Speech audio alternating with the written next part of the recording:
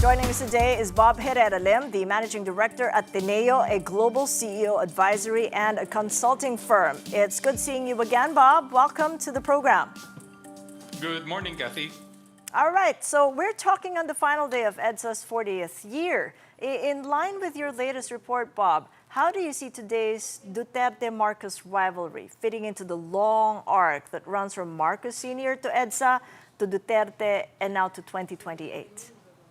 Okay, I think there are three ideas I'd like to put forward. One is people are still disappointed. I would say are ambivalent, ambiguous about how they should see EDSA. You know, it was definitely a needed thing at that time to break the Marcos regime. But at the same time, people are saying, what progress have we made, right? You know, to be fair, there's been a good amount of economic progress.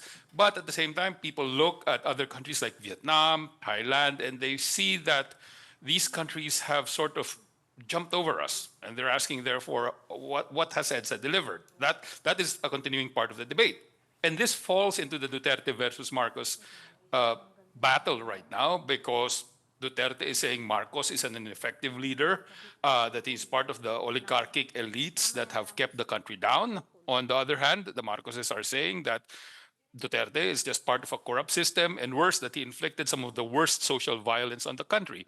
So it's still a very difficult situation for the country. And a large part of it is that our institutions are still weak, right? Whether you are talking about institutions that deal with law and order and criminality, or institutions that ensure long-term growth or improve long-term growth by developing different sectors, whether it's manufacturing, services, our ability to export, there's still a lot of, at the end of the day, unfinished, unanswered questions. Indeed, there are, and parallel activities alongside EDSA 40 rallies. As you know, there's that trillion peso march and the counter narratives online. So if you were to brief a foreign investor, a tourist, or a visiting OFW, what would you tell them to watch or to monitor today to truly understand where Philippine democracy stands 40 years on? First thing I tell them is it's not as bad as anyone will tell you. It's not as good as somebody else might tell you. We're always somewhere in between. So if you are a foreign investor and you have a tolerance for some of the risks, and you have an ability to sort of find where the opportunities are, you know, in the past 10 years, that was BPO, right? That was BPO. You could set up something here, and it could be productive and economically viable. But at the same time, if you're a different kind of investor, someone needing ports, roads, rail access, quick bureaucratic action, a BIR that is predictable, that's the difficult part of the equation. So anyone thinking of investing billions and billions of dollars requiring good institutional infrastructure would struggle to find a justifiable investment case for the Philippines. So I think that's one of the things I mentioned to foreign investors. And for tourists, it's the same, right? If you're patient, if you're willing to go the extra mile, there are magnificent places to go in the Philippines. If you are looking for a Thailand experience, right? Something like Phuket, or like something that is based on well built up infrastructure, integrated, etc., you are going to be a bit frustrated in the Philippines. So it's never a binary outcome, but there are challenges in both regards.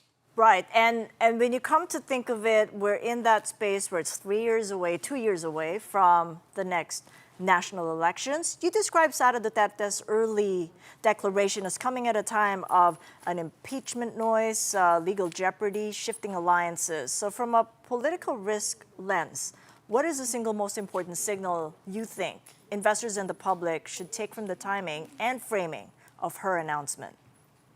Yeah, so Duterte knows that she is leading in the polls. She knows that she is the front runner, and she is probably hoping that by doing so, she consolidates not only her voters, right?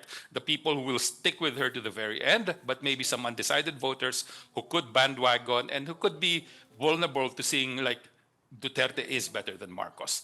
The two things we will watch is, one, the ability of what you might call the anti-Duterte opposition, their ability to consolidate, to unite behind a certain candidate, or maybe in a certain circumstance to field a candidate that could divide the Duterte votes. The latter is going to be very difficult. So we are looking at how the opposition consolidates, and that opposition is not only the Marcos administration, but also what you might call the middle. Let's use the term the kakampings. It used to be called that, right? So that's the first thing that we're watching. The second is, can Sara withstand future attacks? Because definitely she will be attacked on corruption allegations. I don't think the impeachment will go anywhere, but many of her activities will be brought to light. It will be a very polarizing environment for the next 2 years in the Philippines. All right. Well, so many moving parts there, 40 years on. Thank you so much for your insights, as always. Bob Herrera-Lim of Teneo.